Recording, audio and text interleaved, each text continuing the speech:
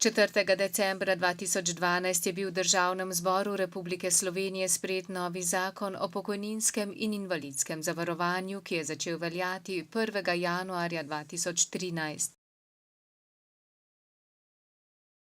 Zavarovanec, moški ali ženska, pridobi pravico do starostne pokojnine pri starosti 65 let, če je dopolnil najmanj 15 let zavarovalne dobe.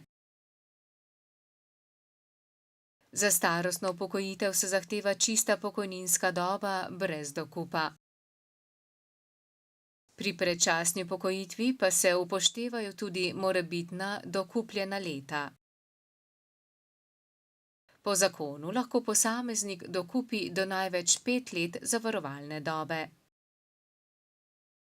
Kaj to pomeni v praksi oziroma kako se bodo spremenila življenja ljudi, ki se upokojujejo, si poglejte v prispevku.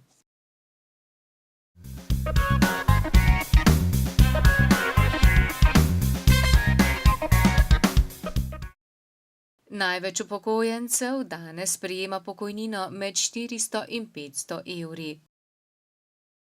10% upokojencev oziroma 55 tisoč upokojencev pa le do 400 evrov. Najvišja pokojnina pa znaša 2318 evrov.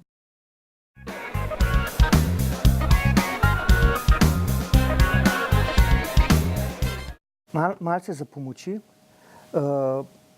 bi bil pa lahko podatek, da je povprečna pokojnina v primerjavi s povprečno plačo, da je to trenutno na dobrih 62%.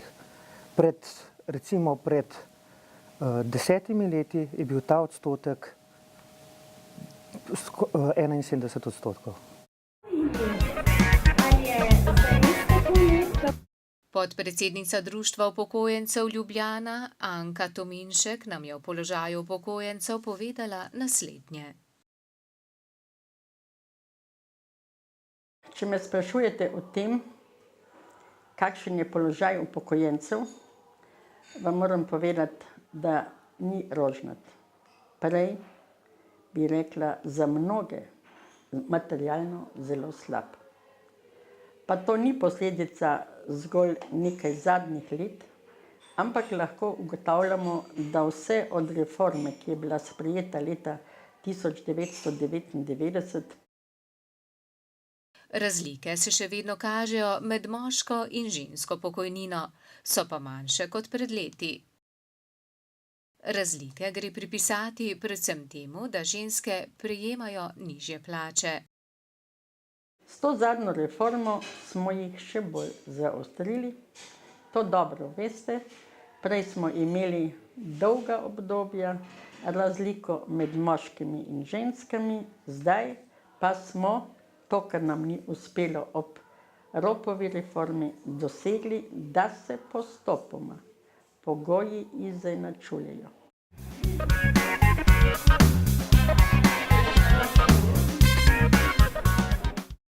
Ženske imajo sicer nekoliko lažje pogoje pri zajamčeni najnižji pokojnini.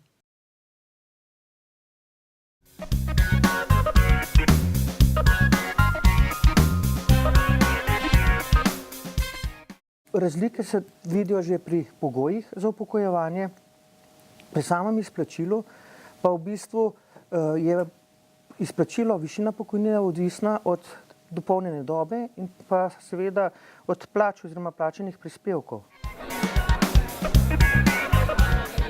Pri, bom rekel, zajamčeni najnižji pokojnini, ki jo zavod izplača za 15 let dela v Sloveniji, je pri moškemu 197 evrov, za ženske pa nekaj nad 200 evri. Bilo mi je všeč, ko ste pokazali, kaj skrivate od spod, ker gospodje so se začeli. Vlada medtem napoveduje ukinitev regresa, ki ga prejema 400 tisoč upokojencev s pokojnino do 622 evrov.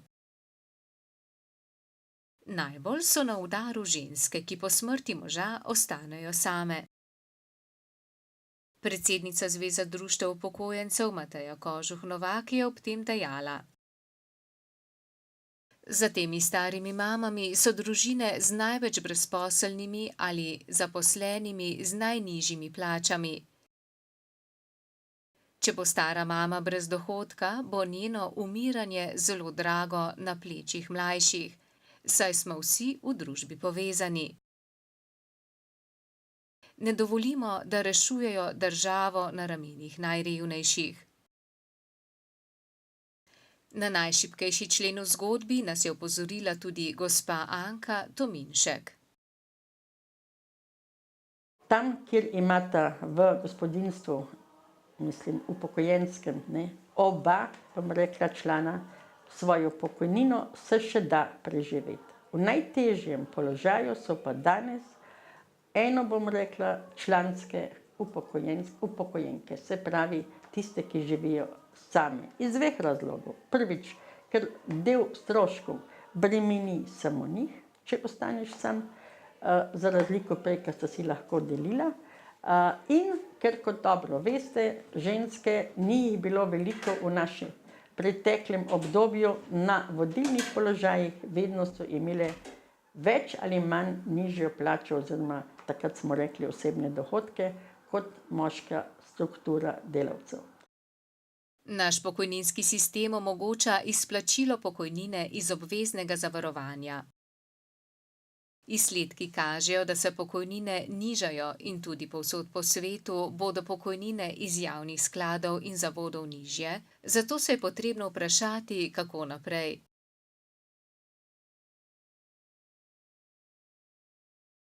Je to vprašanje za državo ali za posameznika?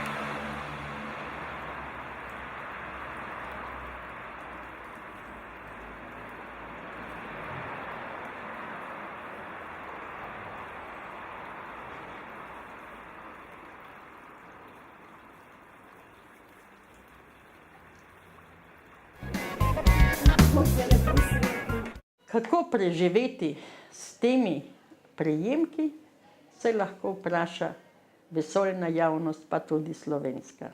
Kajti, če poznate cene oskrbnih dni v naših domovih za starejše, potem si lahko mislite, da s temi prejemki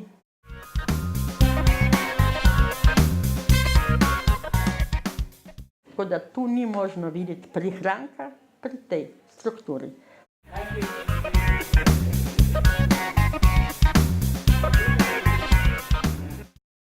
Tiskovni predstavnik ZPIZ-a Brane Kokot pa meni, da se mora vsak posameznik ustrezno pripraviti in zavarovati, še preden nastopi njegov čas upokojitve.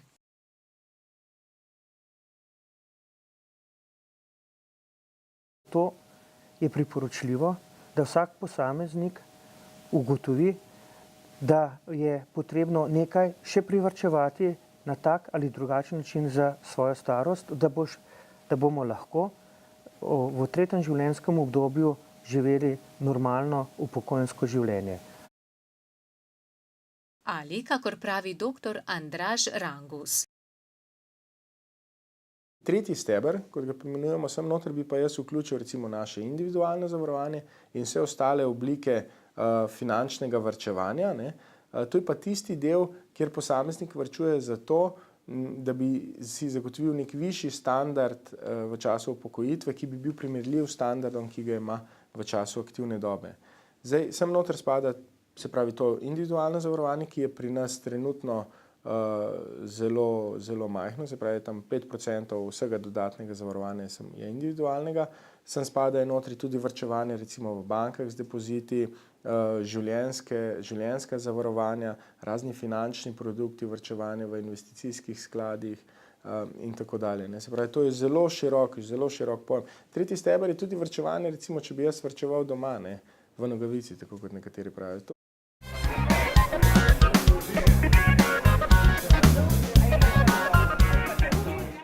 V Sloveniji je povprečni mesečni znesek za prostovoljno dodatno pokojninsko zavarovanje okrog 40 evrov, kar z vidika potem, kaj lahko pričakujemo iz takih zneskov, iz privarčevanih zneskov v obliki dodatne starostne pokojnine, prenizko, da bi dejansko nadomestilo tisto izgubo, ki jo bo oseba doživela, ko bo šla enkrat v pokoj. Tako da bi morali biti zneski višji.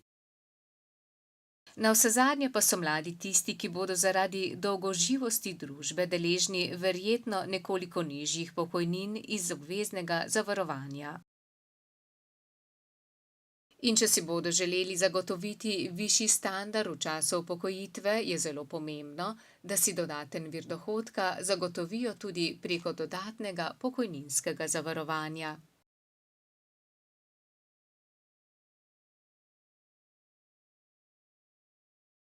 Thank you.